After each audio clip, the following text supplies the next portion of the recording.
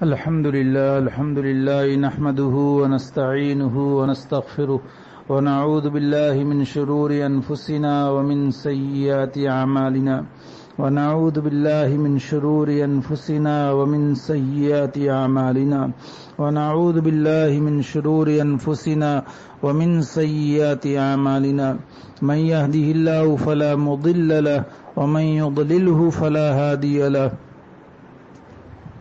ونشهد أن لا إله إلا الله وحده لا شريك له ونشهد أن سيدنا ومولانا وحبيبنا وشفيعنا محمدا عبده ورسوله وصلى الله تعالى عليه وعلى آله وأصحابه وأزواجه وذرياته ومن تبعهم بإحسان إلى يوم الدين اما بعد. اولاد کے حقوق چل رہے ہیں آگے بڑھتے ہوئے.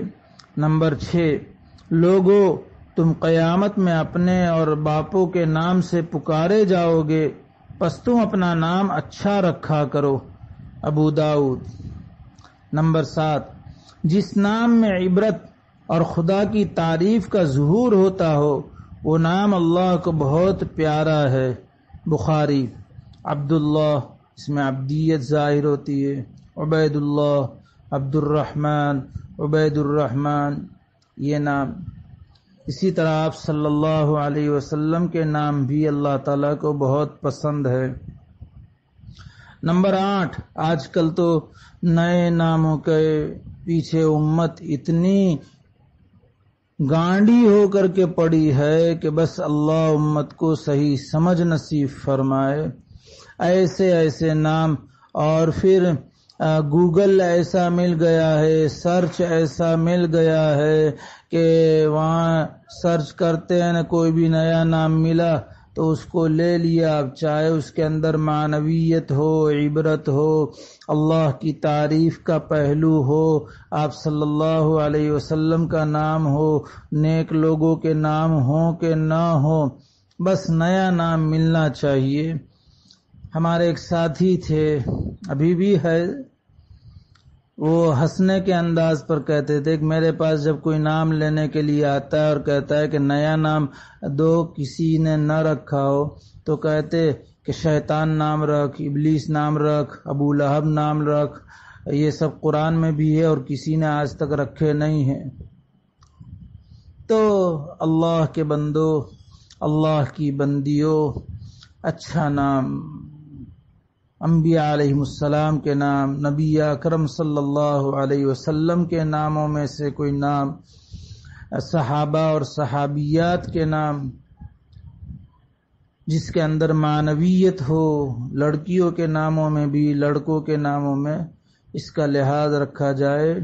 نئے ناموں کے پیچھے نہ پڑا جائے کہ تو ہمارے خاندان میں ہے، تو کیا ہو گیا خاندان میں ہے تو محمد اول، محمد ثانی، محمد ثالث، محمد رابع، اس طرح بھی نام ہے ہمارے بزرگوں کے یہاں. خیر، اللہ امت کو صحیح سمجھ نصیب فرمائے. 8، سب سے مقدم اپنے اہل و عیال پر خرچ کرنا ضروری ہے، پھر جو لوگ رشتے میں قریب ہوں ان پر خرچ کرنا چاہیے. طبرانی. 9، 1 دینار جہاد فی سبیل اللہ یعنی اللہ کے راستے میں خرچ کیا جائے، اور 1 دینار کسی غلام کو آزاد کرانے میں، اور 1 دینار کسی مسکین کو دیا جائے، اور 1 دینار اپنے اہل و عیال پر خرچ کیا جائے، تو ان سب میں اجر و ثواب کے لحاظ سے افضل وہ دینار ہے جو اہل و عیال کے نان و نفقہ پر خرچ کیا جائے. مسلم. فضول نہ ہو، اسراف نہ ہو، فیشن نہ ہو، گناہ کے کاموں میں نہ ہو. یعنی بچوں پر خرچ کرنا بھی ثواب اور عبادت کے درجے میں ہے، اس لیے ان پر تنگی نہ کی جائے، ان کی دینی تعلیم پر خرچ کیا جائے. دنیاوی تعلیم پر تو لوگ خرچ کرتے ہیں کہ ملے گا، دینی تعلیم پر خرچ کرنے والے بہت کم ہیں. اسکولوں میں ڈونیشن دیں گے، فیس بڑی بڑی دیں گے، قیمتی اور مہنگی کتابیں خریدیں گے کیونکہ اس کا نفع عاجل دکھتا ہے، نقد دکھتا ہے، اور مدرسوں میں فیس بھی بھریں گے تو معمولی بھریں گے، پوری نہیں بھریں گے، زکوٰۃ کھانے کو پسند کریں گے، کتابیں بھی مدرسے کی ذاتی نہیں۔ اگر کوئی بچہ کتاب خریدنے کے لیے پیسے مانگے تو کہ کیا ضرورت ہے؟ دینی تعلیم پر، دینی تربیت پر خرچ کرو، خوب خرچ کرو، اللہ دنیا میں بھی دیں گے اور آخرت میں تو عجیب دیں گے جس کا ہم تصور نہیں کر سکتے ہیں۔ اولاد کا نام اور ادب۔ نمبر 10، حضرت ابو وہب رضی اللہ تعالیٰ عنہ سے روایت ہے کہ رسول اللہ صلی اللہ علیہ وسلم نے فرمایا کہ تم پیغمبروں کے نام پر نام رکھا کرو، اور اللہ تعالیٰ کے نزدیک زیادہ پیارا نام عبداللہ اور عبد الرحمن ہے، اور سب سے سچا نام حارث اور حمام ہے۔ ابو داود و نسائی۔ 11، حضرت جابر رضی اللہ تعالیٰ عنہ سے مروی ہے کہ رسول اللہ صلی اللہ علیہ وسلم نے فرمایا، جن 2 مسلمانوں کے 3 بچے سن بلوغ کو پہنچنے سے پہلے مر گئے، ان کو قیامت کے دن لا کر جنت کے دروازے پر کھڑا کر کے کہا جائے گا کہ بہشت میں داخل ہو۔ وہ کہیں گے ہم جب بہشت میں داخل ہوں گے جب ہمارے ماں باپ بھی داخل ہو۔ اس پر ان سے کہا جائے گا اچھا تم بھی بہشت میں داخل ہو اور تمہارے ماں باپ بھی۔ طبرانی کبیر۔ لڑکیوں کی پرورش۔ 12، حدیث شریف میں ہے لڑکیوں کے بارے میں کہ دکری تو پار کی تھاپن کہوائے، یہ اسلامی طریقہ نہیں ہے، اسلامی تہذیب نہیں ہے، جاہلی تہذیب اور جاہلی طریقہ ہے۔ ہاں، حدیث شریف میں ہے کہ جب کسی کے یہاں لڑکی پیدا ہوتی ہے تو خدا اس کے یہاں فرشتے بھیجتا ہے جو آ کر کہتے ہیں اے گھر والو تم پر سلامتی ہو۔ وہ لڑکی کو اپنے پروں کے سائے میں لیتے ہیں اور اس کے سر پر ہاتھ پھیرتے ہوئے کہتے ہیں یہ کمزور جان ہے جو ایک کمزور جان سے پیدا ہوئی، جو اس بچی کی نگرانی اور پرورش کرے گا، قیامت تک خدا کی مدد اس کے شامل حال رہے گی۔ طبرانی۔ کیا اسلام کی تعلیم، آپ صلی اللہ علیہ وسلم کی تعلیم، کوئی اس تعلیم کو پیش کر سکتا ہے؟ لوگ کہتے ہیں ہم عورتوں کو حقوق دلاتے ہیں، عورتوں کے حقوق کو ختم کر رہے آزادی نسواں کے نام سے، کندھوں سے کندھے ملا کر کے مساوات کے نام سے عورتوں کے حقوق ختم کر کے ان کو جو عزت اسلام نے دی ہے وہ عزت کو پامال کر رہے ہیں۔ یہ اپنے گھر کی ملکہ ہے اور گھر میں ہی زیب دیتی ہے، باہر نکالنا یہ اس کو مساوات اور آزادی کے نام سے یہ اس کے زینت کو ختم کرنا ہے۔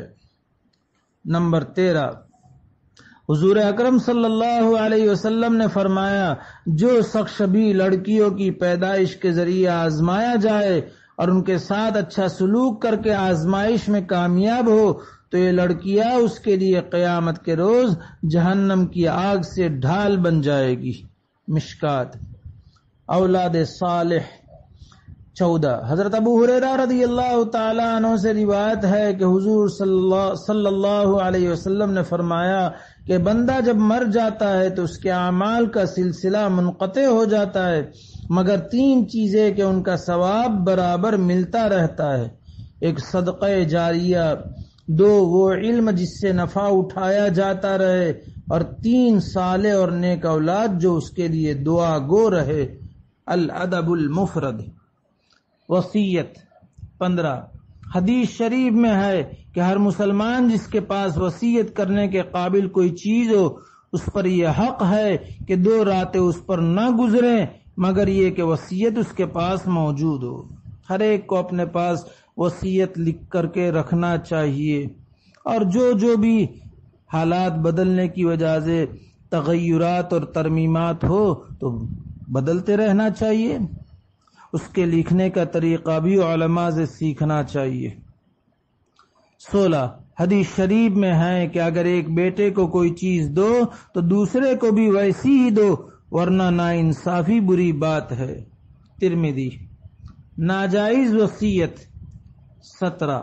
حضرت ابو ہریرہ رضی اللہ تعالی عنہ سے روایت ہے کہ رسول اللہ صلی اللہ علیہ وسلم نے ارشاد فرمایا کہ کوئی مرد اور اسی طرح کوئی عورت 60 سال تک اللہ تعالیٰ کی عبادت و طاعت میں گزارتے ہیں، پھر ان کے مرنے کا وقت آتا ہے تو وصیت کے ذریعے ورثاء کو نقصان پہنچا دیتے ہیں تو ان دونوں کے لیے جہنم واجب ہو جاتی ہے۔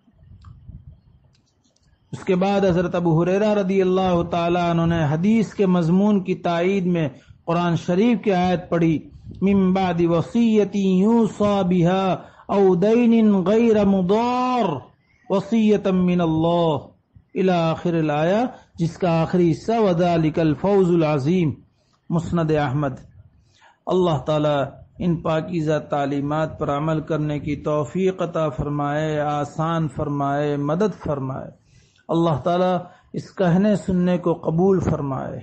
اللہ تعالی کہنے والے کے لیے، سننے والوں کے لیے، اقوام عالم کے لیے اسے ہدایت کا، نجات کا، امن کا ذریعہ بنائے، فتنوں سے حفاظت فرمائے۔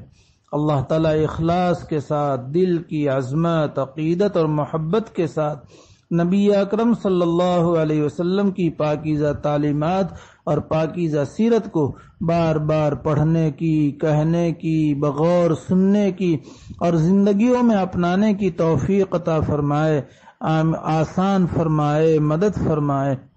آمین یا رب العالمین، بحرمت سید المرسلین صلی اللہ علیہ وسلم، وآخر دعوانا ان الحمد للہ رب العالمین۔ سبحان ربک رب العزت عما یصفون وسلام علی المرسلین والحمد للہ رب العالمین، برحمتک یا ارحم الراحمین۔